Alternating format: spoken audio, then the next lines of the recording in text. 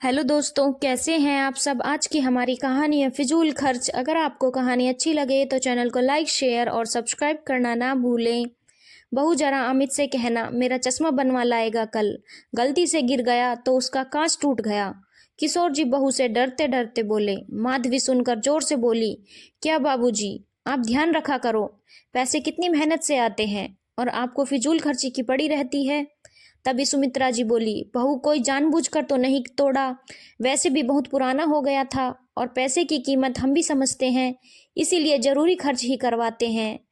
तभी अमित कमरे में आ गया। उसने माधवी से कहा, ये क्या फालतू बातें कर रही हो माँ पिताजी से, उनकी जरूरत तुम्हें फिजूल खर्ची लग रही है।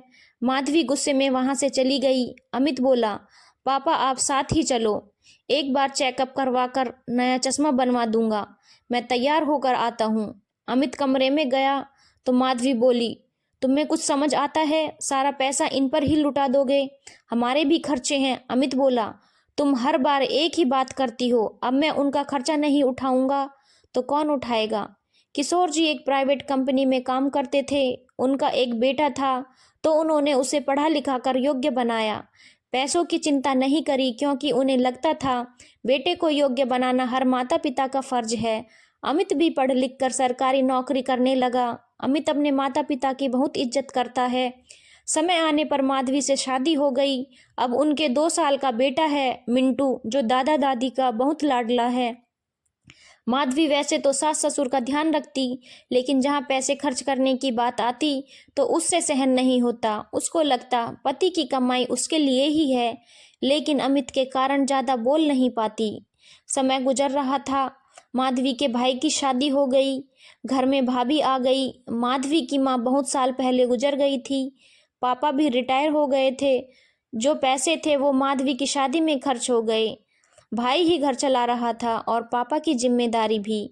आज बहुत दिनों बाद माधवी पापा से मिलने आई थी तो देखा पापा बहुत कमजोर लग रहे हैं। पापा से पूछा क्या बात है तो पता चला कि भाभी ने दूध और फ्रूट्स बंद कर दिए।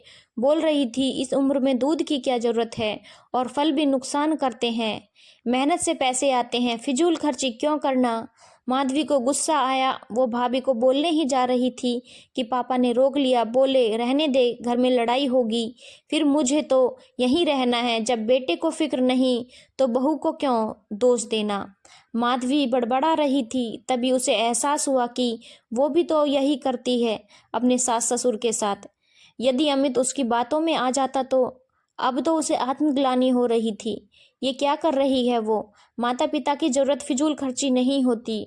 वो घर लौट रही थी। रास्ते में हलवाई से रबड़ी खरीद ली।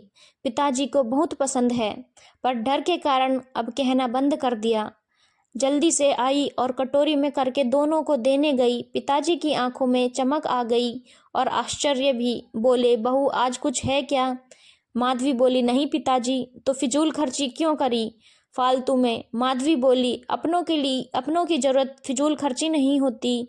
दोनों की आंखों में खुशी देख माधवी की ग्लानि कम हुई। मन ही मन बोली, भाई से भी बात करूंगी और उन्हें भी यही समझाऊंगी। धन्यवाद दोस्तों। अगर आपको कहानी अच्छी लगी हो तो चैनल को लाइक, शेयर और सब्सक्राइब करना ना भूलें।